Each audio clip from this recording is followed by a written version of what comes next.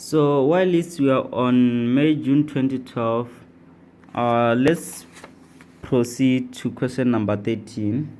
So using this information, remember I rearranged the information. I started with the list which was 630. So I rearranged the information, and now they come and ask you, choose the correct statement when the salary data are ranked in ascending order. The median is, so ascending order is the same as numerical order. So if you rearrange, remember the median is the middle number, so you have 7 data here, so the middle number should be the 4th one. So you must count first, second, third, 4th number, and then 5th going onward. Okay, 5th, 60 and 7th number. So now the median is the 4th number, so you'll say the end of the first 25, no, the 4th observation is the median, so option number 2 is correct. So the number that is lying in the middle is a median. Okay, let's move to question number 36, continuing from this question.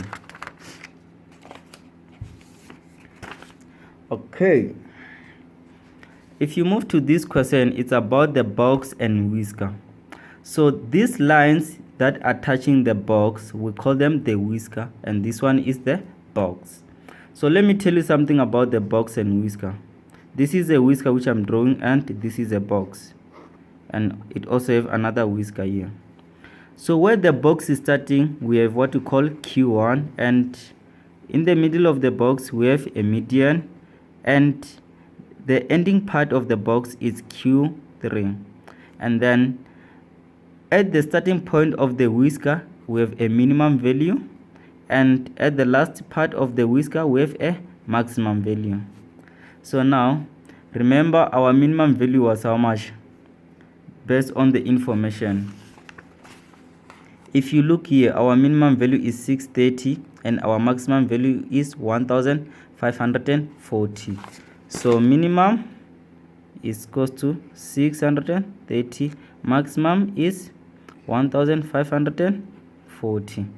So this is what you must do. And what is your median? So we said our median is the 4th observation, and on the 4th observation we have 1120. So on the 4th observation we have 1120, so our median is equals to 1120. So what we don't have is Q3 and Q1. So how do you find Q3 and Q1? Okay, so we managed to find the maximum number, the median, and the minimum number. So we left with Q1 and Q3. Let's start with Q3. What does Q3 mean? Q3 is the 3rd quarter, which is Q3 is 3/4, and the formula says is 3/4 times n plus 1. So n is the actual number. So remember our data was, we have 7 numbers on our data, so the actual number is 7.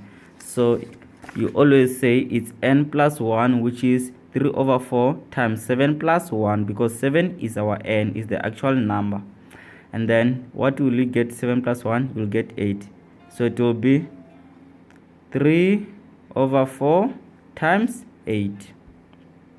And then 3/4 times 8 will get 6. So it means your Q3 is the number that is lying on the 6th observation. So after rearranging your information in numerical order, like what I did here, 1 2 3 4 5 6, so the 6th observation is 1400. So I'll come and say Q3 is equals to 1400, and I'll write 1400 here.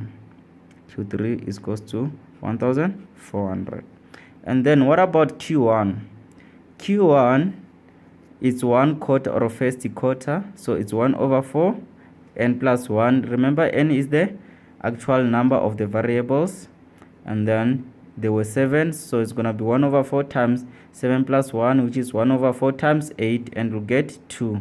So it means your Q1 is lying on the 2nd number. So the 2nd number in our information arranged in numerical order: first, second is 980. So Q1 is gonna be equals to 980. So the correct graph here is what? First graph, it is a maximum of 1400, it's wrong, so already it's wrong. Second graph, it is a maximum of 1540, is correct. And then third graph, it's wrong. This one is also correct.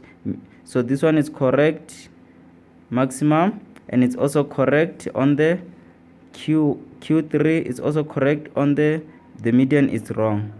So here the median is also correct, correct, it's also correct. So it's option number 2.